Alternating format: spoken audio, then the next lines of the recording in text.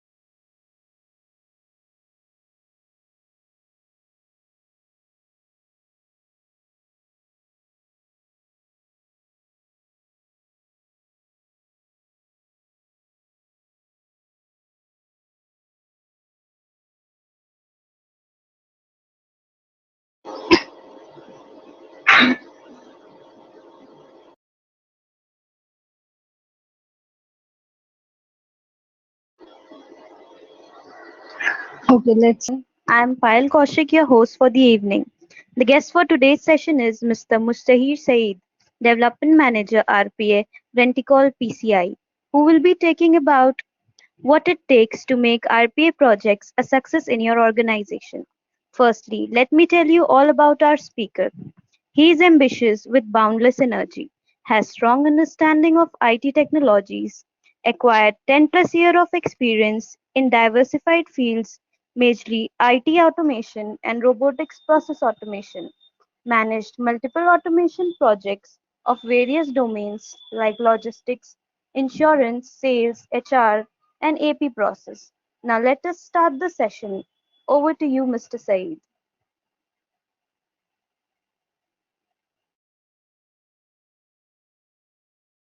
Thank you for the introduction. Am I audible? Yes, sir. Okay, thanks a lot. Let me share my screen. I think I don't have access. Okay, you're going to share that. That's good.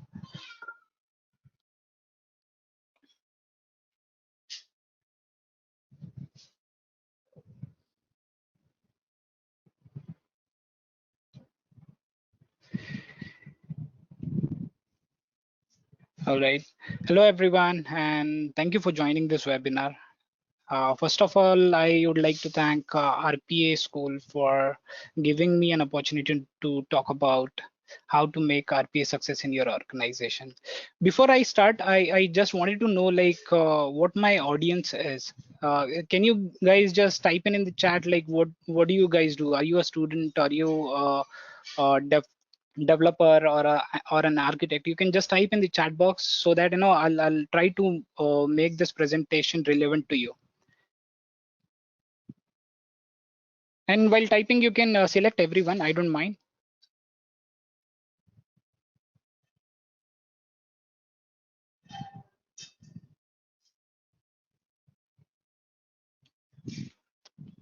Anyone? Yeah, sir, we have a mix of students, developers, and managers kind of thing. Oh, all right. That's great. Okay. So I'll start with the presentation. So nowadays you might have heard like RPA is booming and everyone wants to implement RPA in their organization. And most of the companies have already implemented RPA in their organization, but most of the organization lacks the ability to make it success. In today's session, I'll be taking you through my experience of delivering an RPA project successfully. Can you go to the next slide, please? Yeah, that's okay. Yeah. So to start a RPA project in the organization, first of all, you'll have to set up a meeting with your business heads. That can be a regional head or a divisional head or anyone in the organization who has the ability to take the decisions for their process. And when you interact with them, you'll have to go with a presentation and you'll have to demonstrate like how RPA works and you can represent what are the use cases. And if you have developed something in the past, you can record a video of that and you can show them like how RPA works exactly. You can show that, and you can also tell them like conceptually these are software robots, and these robots are functionally trained to act as a virtual employee, and you can monitor the outcomes of the robot, and you can automate all the repetitive activities or mundane activities using the robots. So you'll have to explain them, and you'll have to get their buy-in for the RPA. And you can also show them like why RPA is required in their process. So you can mention them like you can improve the accuracy and you can gain the efficiency. The robots can work 24/7, and it doesn't take any break like humans does. And you can also talk about cost saving, and you can also talk about reduced dependency. So in reduced dependency, so uh, so once you have developed the robot, you don't require humans to perform those activities. Robot can do all those activities, and it can perform I mean, without taking any break, it can perform those activities. And usually what happens is, let's suppose there is a spike in the volume, uh, uh, and there are, I mean, one of your guy is on leave. So this is kind of a dependency on human, right? So once you implement RPA, you don't have any dependency, right? So you can explain that, and you can get their buy-in. So once you get their buy-in, can you move to the next slide? So let's suppose your business has head is ready to implement the RPA in his process. So what you can do is you can share a spreadsheet with him, or any email. You can ask like how many processes are there and which can be automated. You can get the list from them, and once you get the list of the processes from them, you will have to identify like what are the best fit for the automation. So let's suppose you have received around 10 to 15 automation requests from that particular business head. You'll have to evaluate whether that particular automation is best candidate for automating the activities. So so how do you evaluate that? So you'll have to check what is the volume of that activity. Let's suppose if it is a weekly activity, or let's suppose it is a monthly activity. So I would suggest like this is not the right fit for the automation. And let's suppose if the volume is high, let's suppose on a daily basis, 5 users are performing 1500 transactions per day. So that'll be a best use case to automate that. So uh, you can filter out those kinds of projects, and after that you can prioritize which process you are going to develop first. And before doing that, you also have to gauge the cost. When I say cost, it is the cost of development and deployment. You'll have to gauge that, and then you'll have to prioritize like which you can divide the whole project into phases as well, and you can prioritize the phases as well. Like in phase 1 we'll be completing these many functionalities, and in phase 2 we are going to cover the rest of the functionalities. So something like that, you can break that in the phases. And once your phases are divided, you can get the approval from the business head and the sponsor of the project. Can you go to the next slide, please?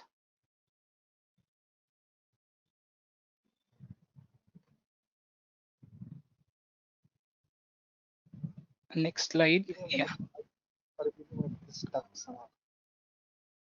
Okay. Yeah. So this is one of the key step to deliver a project. Deep dive. So in this step, what will happen is, let's suppose you have got all the approvals and all. now you have to capture end-to-end and detailed requirement from the process. So in this case, usually what happens is there will be a business analyst who will be sitting with the user, and he'll be capturing all the variations of the process, or he'll be capturing how many exceptions are there, and how to handle those exceptions. So he'll be capturing that in that. And once that part is done, you'll have to check the feasibility, and you'll have to also check the complexity of the variations. So sometimes what happens is you have got the document from the operations team, like these are the steps which we perform, but you don't know like whether that process has uh, uh, complex tool like which you cannot automate. For example, there are scanned images are involved in that. So that particular automation, I mean, that particular thing you cannot include in the automation, because in scanned images there will be there can be a handwritten document, or when once you scan the document and you use OCR engine to extract the text from it, so accuracy will be uh, uh, pretty less in that. So you'll have to consider those things as well while you are validating the requirement. And once you gather all the requirement, and you sat with the user and you have captured all the user stories, you'll have to prepare the process description document, which is PDD. So in that you'll be capturing all the details, like there will be a screenshot and you'll be mentioning the steps which user is performing.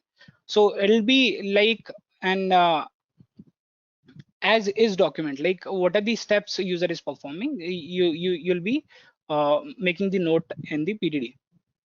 And you'll also make a note like what is the volume, what is the frequency, how many users are working, what are the salaries of that user. So you all those things you'll have to mention in that PDD. And identification of application and the system. Uh, so this is one of the important thing while you are gathering the requirement. So uh, uh, when I talk about the applications, there are some applications which are based on Citrix. So uh, uh, you'll have to consider those factors, like if it is a Citrix based application, then it is going to take this much time. So you'll be able to identify like what are the things, or what are the challenges you are going to face while you are developing that particular automation. So usually business analyst covers that. And also you'll have to check for the credentials or VPN, or whether that particular application is based on cloud, whether we can install RPA platform on the cloud, or we can manage that from our local system. So those factors we have to cover while we are gathering the requirement. And after once you have gathered all the requirement, you will have to do the FT saving analysis. So this is like a time and motion study. So once I mean, let's suppose there is a user, and he comes in the morning and he opens an email, and he goes to a particular website, and from there he copies some transaction and he opens an email box once again, and he shares the status of those transactions which he has got from that particular website. So these are the daily activities. So to perform that end-to-end activity, how much time he is taking. And once you have covered end-to-end timing for that particular activity, you will have to also consider the break timings and uh, uh, other unproductive timings as well. So once you have let's suppose you have implemented that, so you'll be able to show like how much cost you have saved. So that's why it is important to do a time and motion study. And this is the next point: interact with system by performing transactions. uh, so this step is really very important. So when a business analyst gathers the requirement, he sits on the user's computer and he tries to perform some transactions. Do you know why he does that? I mean, this is the best practice which most of the business analyst follows. Anyone would like to answer in the chat box? So, sir, being a business analyst myself, Abhinav here, being a business analyst myself, it's okay. I would like to answer that. So, for us, the golden standard of PDD is when a developer is able to carry out all the steps in PDD without asking a BA. That means all the steps, even the keystroke level documents, have now been captured properly. Because if developer is not able to do that, without asking the questions, then it's not made, a document is not made properly. That means you're missing something there. And a robot being a very mechanical thing, it cannot deal with the errors. As a human beings, if something is small information is missing, we can instinctively figure out, okay, what to do, but a robot cannot do that. Yeah, perfectly answered.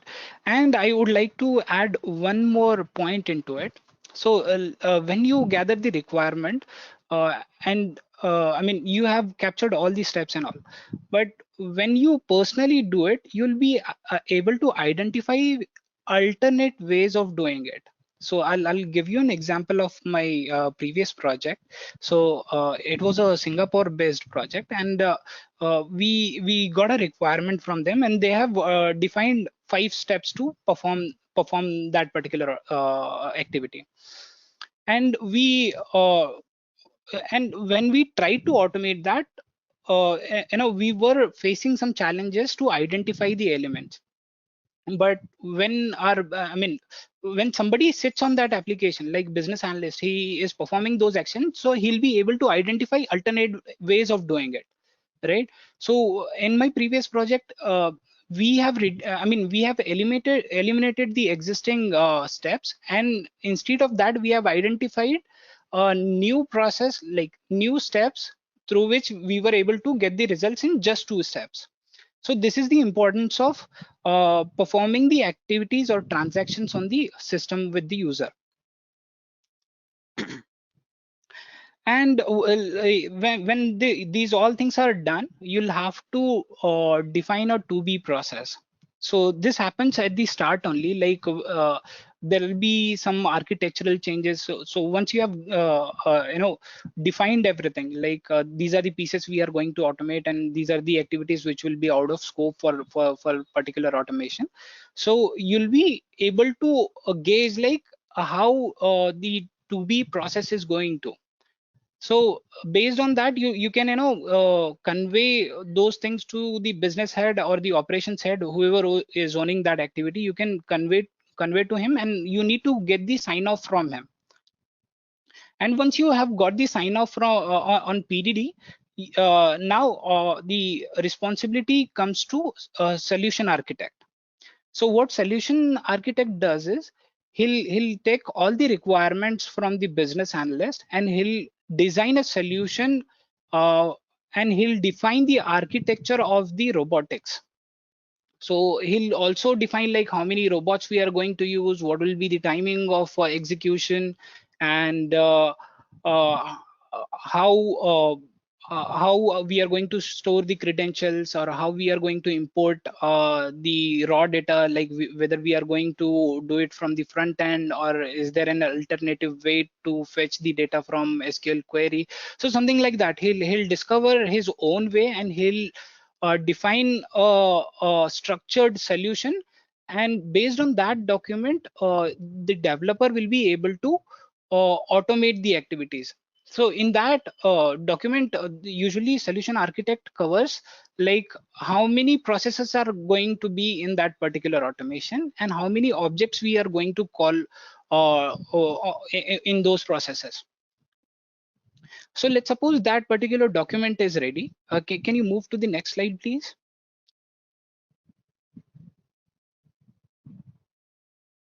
Yeah.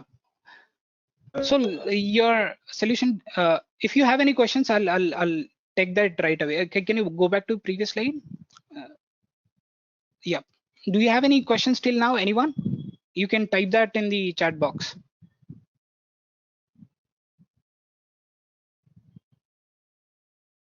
I'll give some time to type if anyone is typing. Otherwise, I'll continue.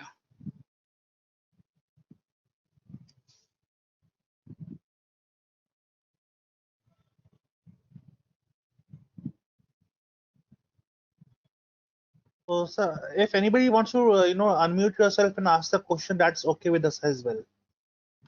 Oh, cool. Yeah, that's a great choice. Anyone?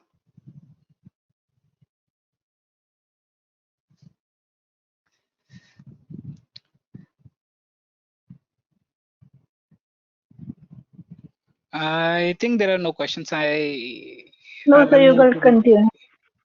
Yep. Okay. Go to the next slide, please.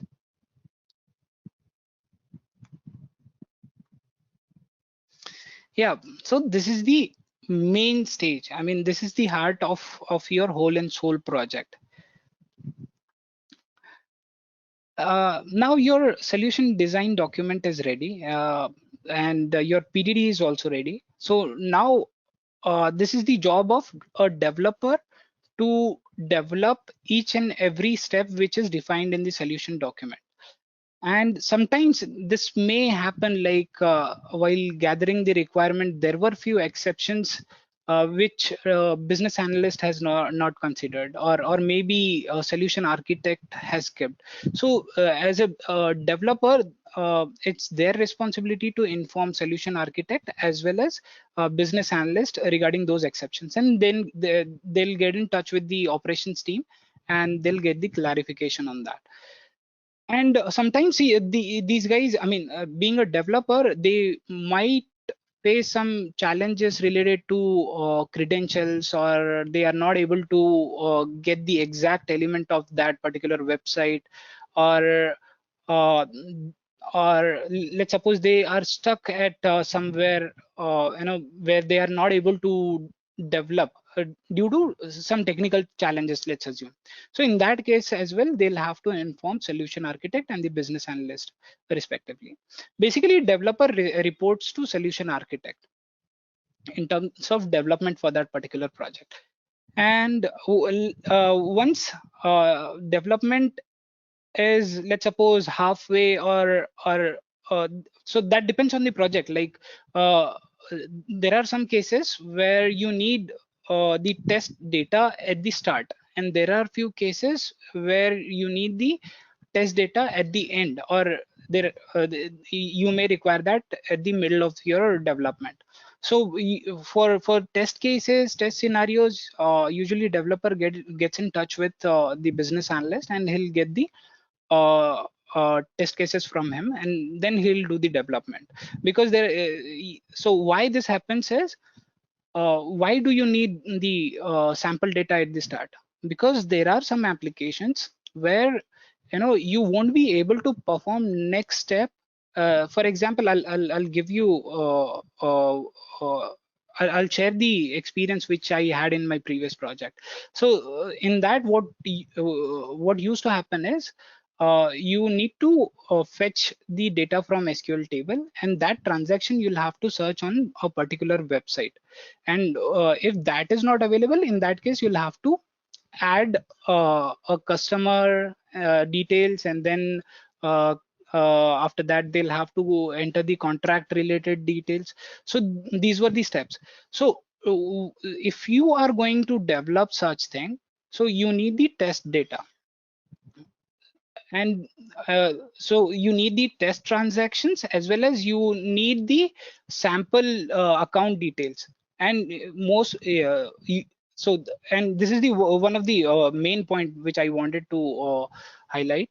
Whenever you are doing an development, or let's suppose you are a business analyst or you are a solution architect, you'll have to insist your developer to complete the development on the staging environment or in the development environment. Because sometimes what happens is, you get the requirement and you start doing the development on production, and this I mean, if something goes wrong, this may screw the operations, and they might escalate things, and your whole project will be screwed up due to such activities. So you'll have to ensure you have a staging environment and you have the development environment for the development. And once you have completed the development, you'll have to perform the UAT, and there are various ways to perform UAT. So maybe you can share your screen and you can show them like, this is how the robot is working. And there are other ways, like you can record a video and you can directly share that video with the operations team, like this is how the robotics is going to work. And you'll also have to inform them, like what are the in scope activities and out of scope activities, so that they are not throwing any out of scope activity in the robotics queue.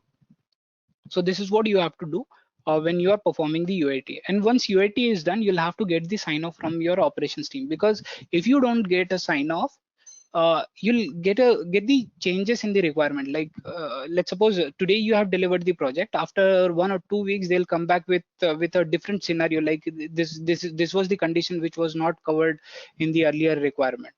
So they'll come with the change request, and it'll be really hectic for you to manage the change request as well as managing the new projects which you'll have in your hand. So sign off is mandatory when you have completed the development. Can you go to the next slide, please?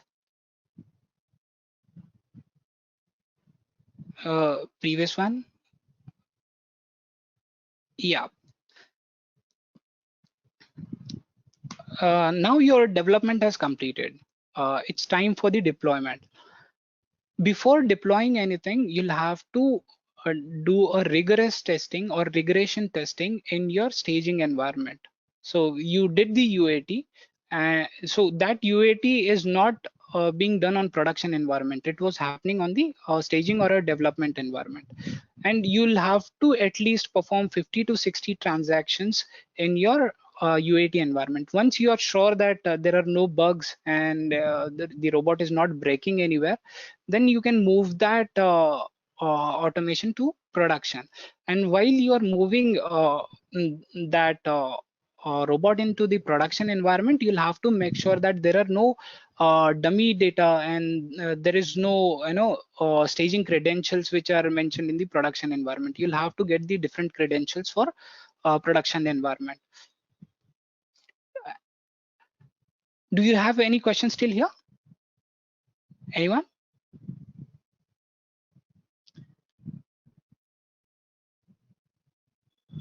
All right. Abhinav, here one. Sorry, Yeah, sir. Abhinav, here one question from my side.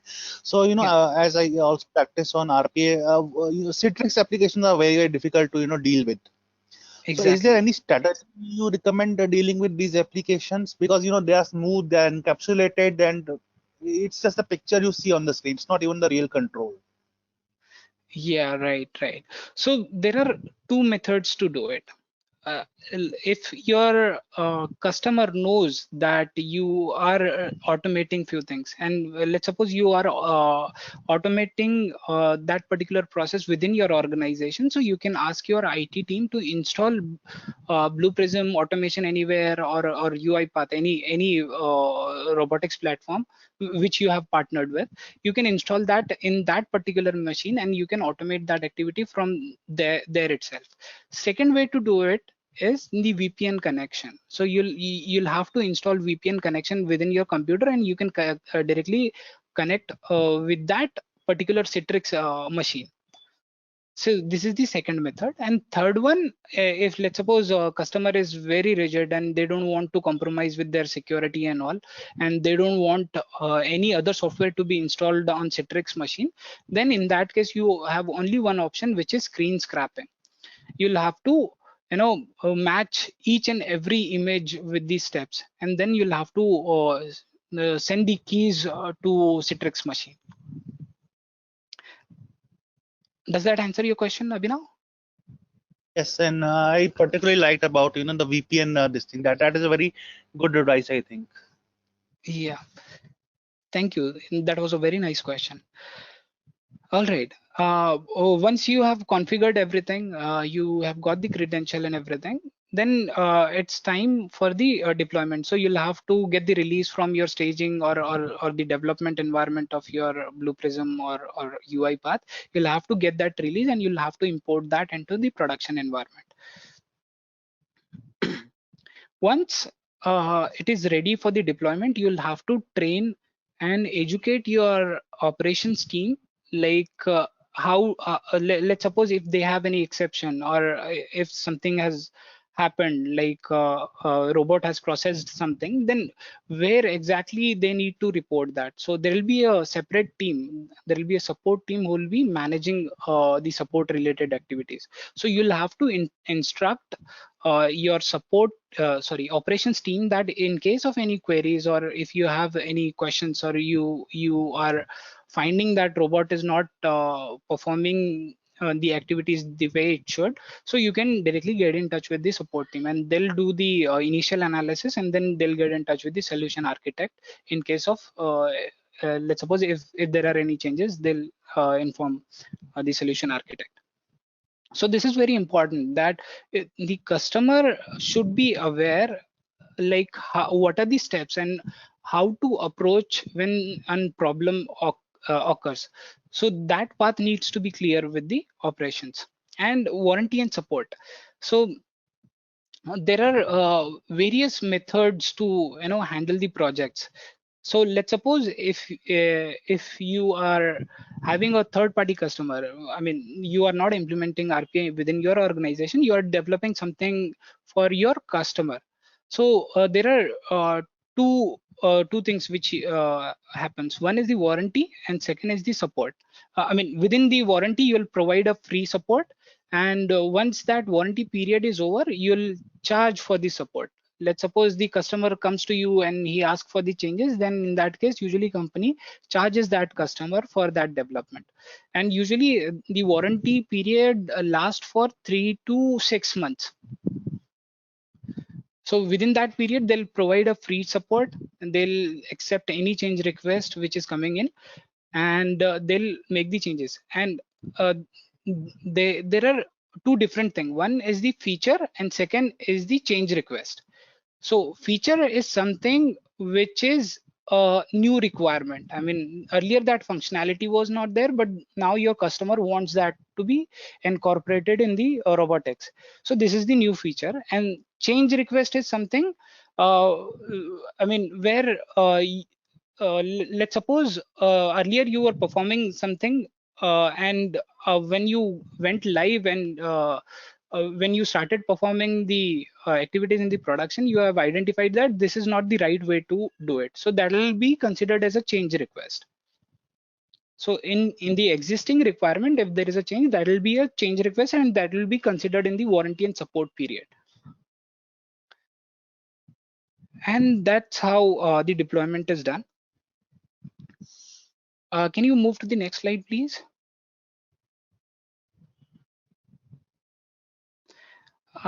Yeah, so this is the summary of what we have discussed. Introduction to RPA. I mean, in this stage, you were interacting with the business head, and you got their approval to implement the RPA in their respective division or process.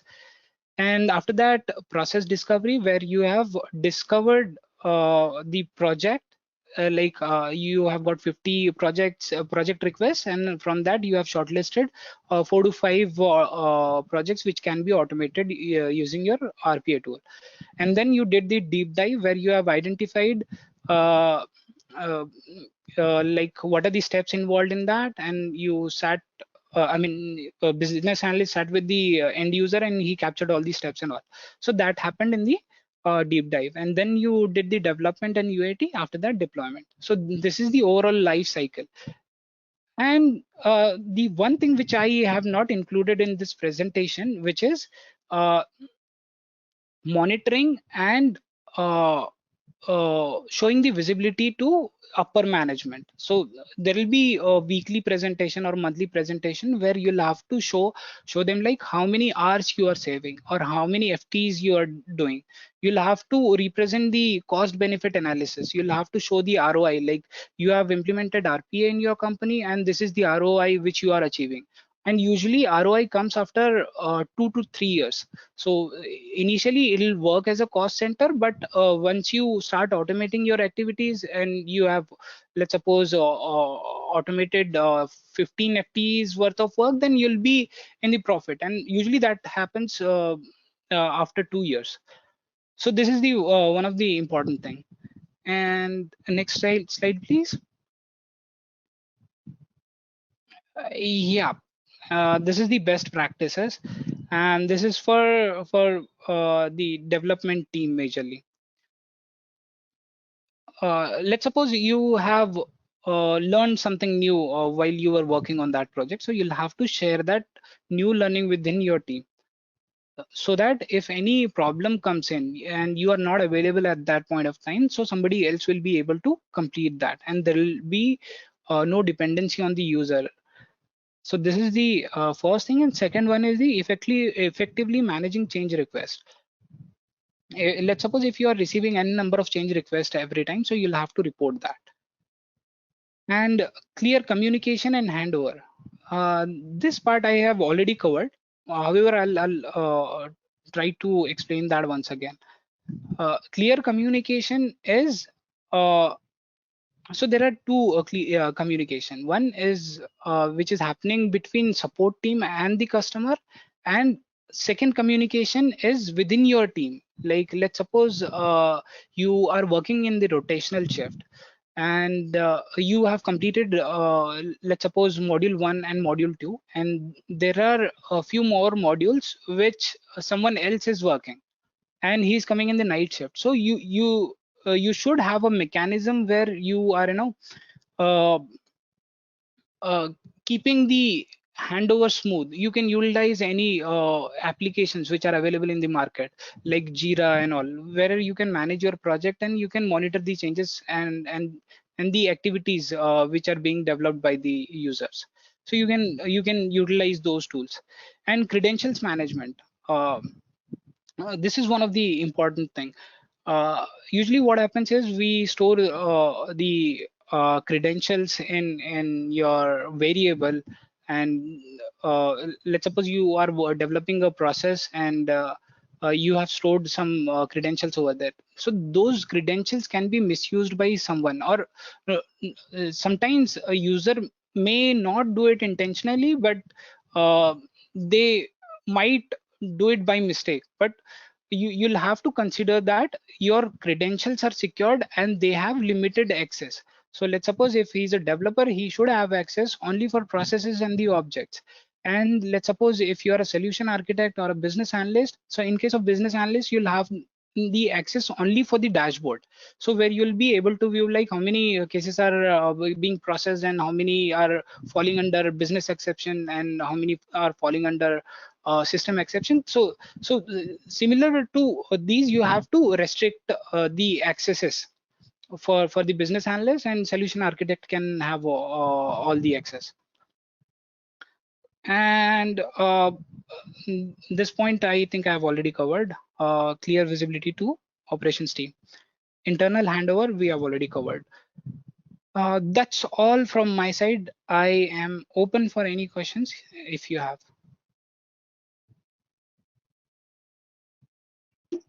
Thank you so Anyone? Any much, sir. question, please? Yeah. Now we have few questions from the audience.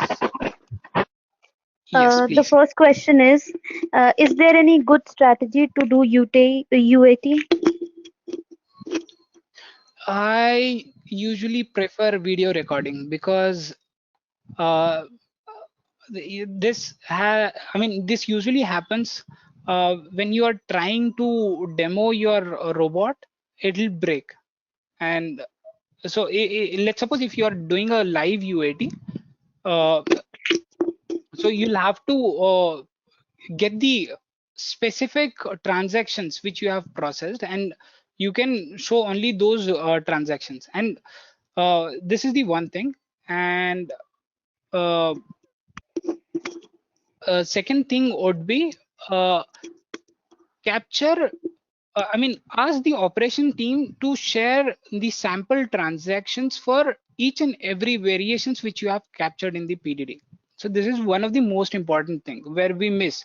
You have tested only two kinds of scenario, and third one you didn't get a chance, or you didn't have data to test that, and you skipped that. And this will happen in the production environment, that you ran the robot, and somehow that third scenario comes in, and that will fail on the production environment, and you'll receive a lot of escalations just because of that. So it is really important that when you are doing a UAT, you need to get the sample transaction for each and every variation. Usually this is what I prefer, but there can be multiple strategies which you can prefer based on your situation. Does that answer the question? Okay, sir. Thank you. So So, next sir, question is, Yes, Abhinav, sorry, go ahead. just give me a minute. So, sir, really surprising because you are saying that ROI is coming in 2 years, and a lot of vendors go about saying like 9 months, 1 year, and stuff like that. So, is that what a huge difference between, let us say, 9 months and a 2 year ROI? Uh, so that Usually, was yeah, wonderful question. I like your questions, Abhinav. So what happens is, let's suppose you have acquired, you have partnered with RPA vendor like UiPath or Blue Prism or Automation Anywhere. So you have partnered with your, I mean, partnered with the RPA platform. But what happens is you don't have a strategy. Like your sometimes what will happen is your team is not ready, or your projects are not ready, and sometimes due to lack of experience, your initial projects may get failed, or it will not give you those returns, I mean, which you were expecting while you gathered the requirements. So initially this may happen, and this takes around 6 to 9 months. And within I mean, you need to consider that your first 6 months are just uh, an experience. Like you'll get to know like how things are working, what things you need to automate. So this take usually that much time, and till the time you understand that these are the things which I am falling under, you already have incurred so much cost. Like your developers, your support team, you have already acquired the licenses, you are already investing on your servers. So this is the cost which you have already incurred, and to recover that cost it will take around 1 year, one or 1.5 year. So you'll have to consider that it is going to take at least 2 years. Then I mean, if you consider that, you'll be able to sustain RPA in your organization. Otherwise, within 6 months, CFO will decide like, no, we don't want to invest in such thing, because if we compare this cost with human, they are able to perform those activities. I mean, we are able to perform those activities with the less amount, right? So he'll cancel the fundings for your RPA division, and whole things will be scrapped. So it's a very nice. whenever you are planning RPA in your organization, you'll have to consider 2 years, and to get the ROI. Right, sir. That was a really nice, revelation, and really appreciated. And one thing I noticed, sir, you talked about, process and objects. So that is Blue Prism. You were referring to Blue Prism tool. Yes, yes. So earlier I was working on UiPath. That's a wonderful tool, and now I have recently started working on Blue Prism. I mean, it's been 2 years. I have started working on Blue Prism. So even this is a wonderful tool. Yes, yes, definitely. I am actually a Blue Prism guy. Okay. But I always struggle with UiPath in the interface because somehow I feel just Blue Prism interface so clean.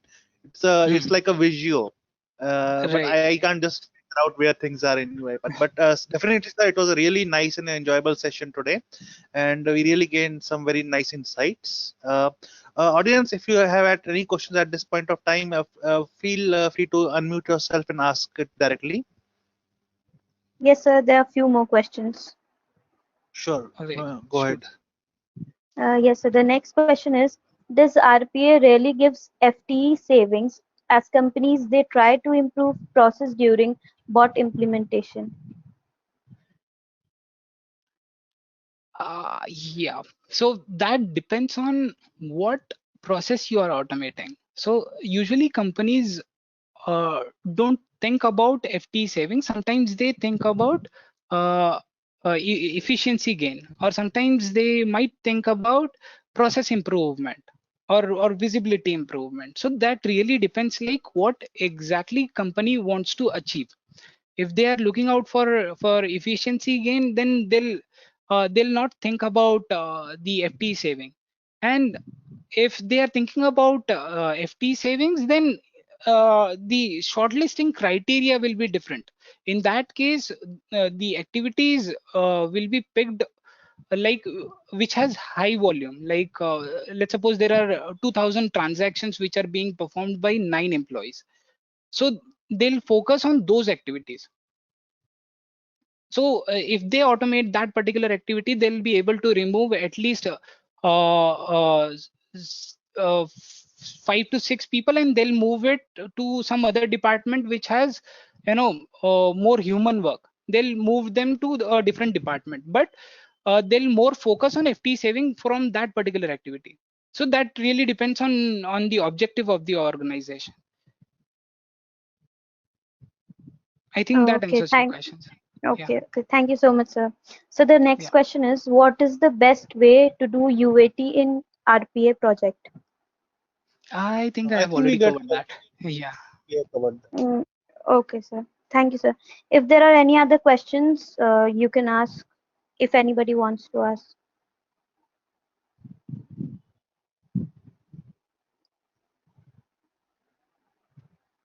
Okay, then it's all for the session. Thank you so much, sir, for joining the session and telling us all valuable things. It was a great session. Thank you. Thank you. Thank you very much. Thank you, Mustaheer and Herbert. That was a wonderful presentation by you all. And thank you, audience, for making this webinar wonderful and interactive. Thank you. Thanks. Bye bye.